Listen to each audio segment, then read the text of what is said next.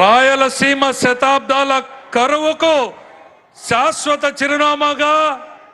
ఉన్న రోజుల్లో ముఠా కక్షలకు పెత్తందారి పోకడలకు నిలయంగా అడుగడుగున వెనుకబాటుతనం ప్రతి పల్లెలో పేదరికం అలుకున్నటువంటి రాయలసీమ బీడు బారిన భూములకు హంద్రీ నీవా ద్వారా నీళ్ళిచ్చి బంగారు పంటలు పండించే భూములుగా మారుస్తున్నటువంటి నాయకుడు, వర్షాకాలంలో సైతం చుక్క నీరెరుగని అనంత చెరువులకు ఎండాకాలంలో నీళ్లుండేలా ఇస్తున్నటువంటి నాయకుడు, పంట నష్ట పరిహారాన్ని, రైతులకు ఇన్సూరెన్స్ ని, డ్రిప్ ని పరిచయం చేసినటువంటి నాయకుడు, రైతు కళ్ళల్లో దైన్యం ఒకప్పుడైతే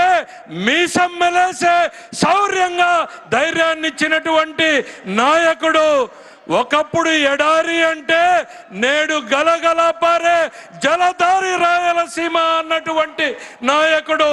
పరిశ్రమలు ఒకప్పుడు బాబాయ్ అంటే ఇప్పుడు బాబున్నాడు అంటూ వస్తున్న పరిశ్రమలు, కత్తులు పట్టిన చేతులకు కంప్యూటర్లు ఇచ్చినటువంటి నాయకుడు, రాయలసీమ ప్రజల భవిష్యత్తుకు ఆశాజ్యోతి, సీమ ప్రజల ఏకైక ఆశాదీపం, రాయలసీమకు జలహారతి పట్టినటువంటి నాయకుడు. మీ పేరు తలవని ఊరు లేదు,